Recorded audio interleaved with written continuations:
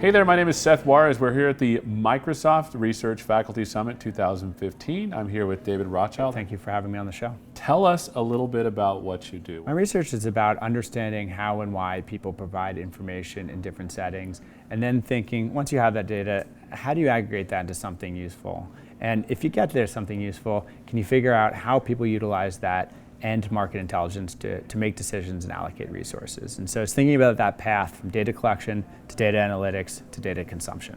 Now this is an interesting field because Nate Silver brought this to fore in the previous election, and it's all the craze to start predicting. But you're telling me that it's a little bit different than what he did, some of the stuff you're doing.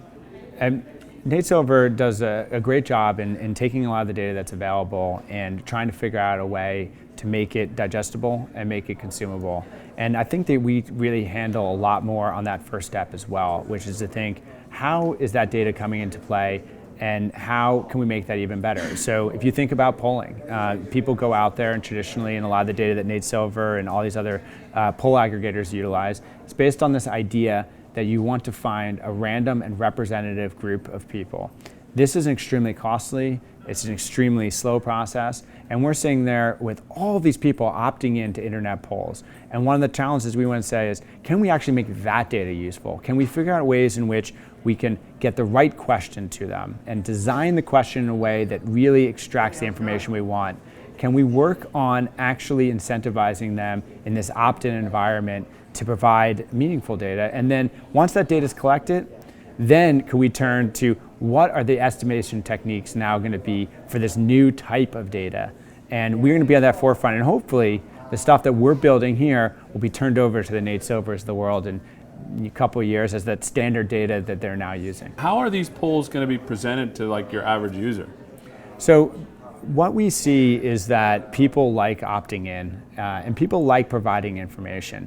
But right now, because the research community has not taken this type of polling seriously, there hasn't been any sort of effort to think about, well, really, what questions maybe could be most valuable for this different type of community. And so, for example, traditionally, we've always asked people about their intentions. Would you buy these pair of jeans? Would you vote for this candidate? Well, we're working and turning on the head and thinking, well, who do you expect this to win this election? Do you think your social network will be buying these types of jeans? We see that actually by just even changing the question, that's been very effective. And rather than returning just raw counts or simple averages, it's going to be running some very, very meaningful modeling and post-stratification over that data to turn this really unrepresentative opt-in sample into something that's actually meaningful. That's actually a really strong statement, that you're able to surmise a distribution by simply asking a few questions, one question. How do you do that? What we see is that the way we've been testing these concept of understanding and how well we elicit is actually a fairly new idea in academia because it's been tough for people to explore this way. We provide people some background information, give them some time to forget it or not think about it, and then we ask them in certain different ways to regurgitate that back or make expectations off that. And we see which methods are most efficient. And these kind of complex sounding but actually pretty neat looking distribution builders kind of following on this method of dropping balls into buckets have worked really nicely for us. That's fantastic. Now, inherently, when we're taking any kind of sampling, there's bias. And you talked a little bit about some of the background processes you're doing. How do you eliminate bias, and what are some of the background processes you're doing once you get this information? So any single poll, whatever you do, anytime you engage with people, it's not going to be fully representative of the population. And even if it was, there's going to be bias in how people are responding by different modes or just because of the conditions of the day. Mm-hmm. And so this is the same type of thing that affects telephone polls, it affects door-to-door polling, and we need to understand, number one, we have a smaller sample than the full world. What does that mean? Number two, we don't have the coverage to cover everyone. Number three, people respond or don't respond and they make a choice there. And then number four, there's all sorts of error that can be and bias that can be incumbent with simply just the way we ask a question. And what we do is we look at how people respond, and rather than simply accepting that this is representative of all people who look like them or all people in a certain segment, we model and we basically run a series of regressions over the demographics and all the ways that we can describe them, all the ways we think that they could be different than the general population. And through that, we help learn how different traits influence or correlate with different types of answers for different questions. And that helps us understand better exactly how the population we see may be different from the general population. And the standard method really kind of puts the head in the sand and just assumes, hey, this methodology works. Ours just confronts bias head on, looks at it and says, we're going to try to find those variables that define it, and we're going to ask about those variables, and then we're going to essentially post-stratify those away by modeling and post-stratifying over a general population. So let's talk about Prediction Lab. This is something that you're working on. What is it and what is it for? So the Prediction Lab is a way in which we can bring together a lot of the research that me and my team have been doing on a lot of separate different things, whether or not it's this polling type work and also prediction games, which are built off of prediction market intelligence.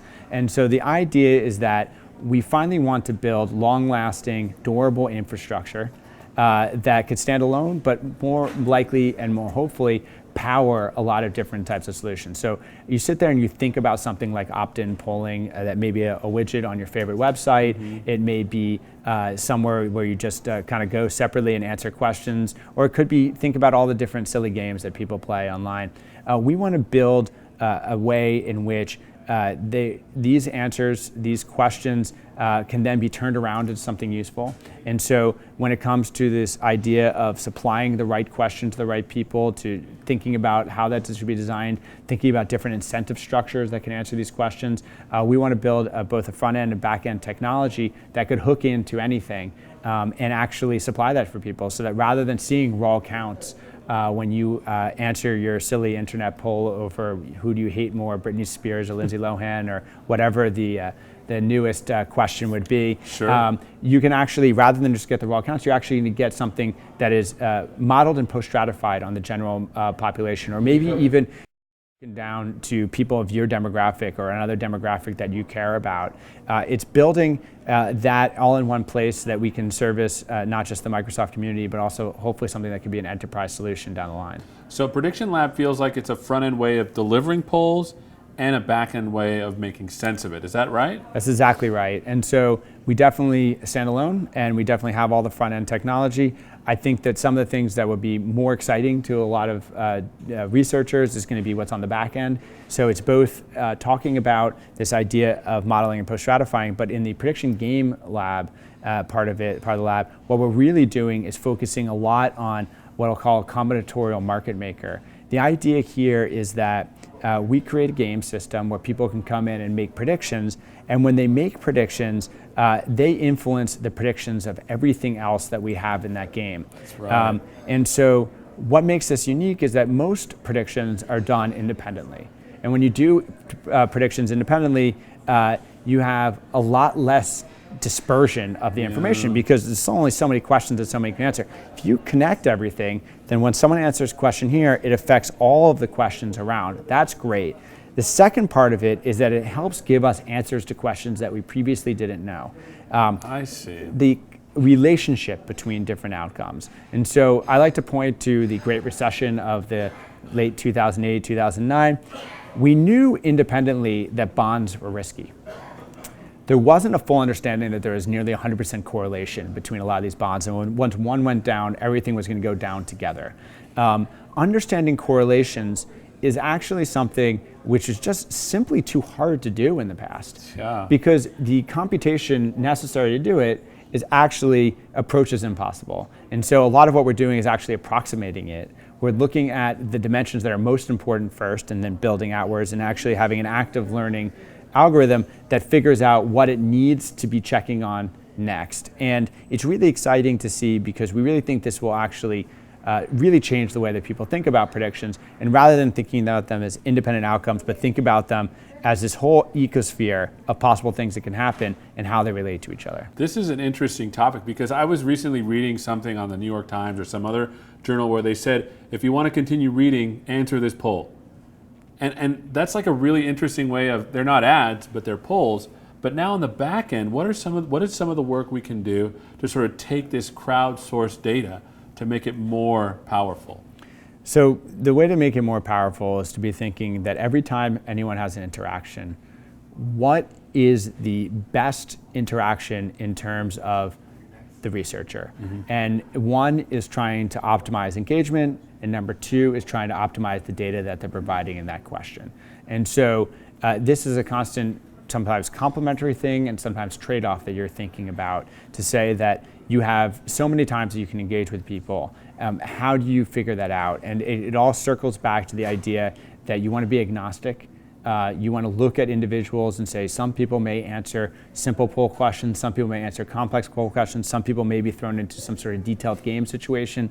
You want to be able to figure out, based off of the things they've done in the past and the demographics they have that are shared with other people you've seen, what you can do to maximize those engagements, both for their engagement and for the information you get from them. And that's really where the technology is moving. And that's really where that you're going to see a cosmic shift, a huge disruption in a $21 billion industry that is really built on technology that's 75 years old now. It's built on the same technology that Gallup and Roper and a few others pioneered in 1936, before the computer that can provide the advanced statistics behind the data collection, and before the internet, which allowed us to reach people quickly and efficiently. So just in closing, what's the future for forecasting, given all this stuff you're doing?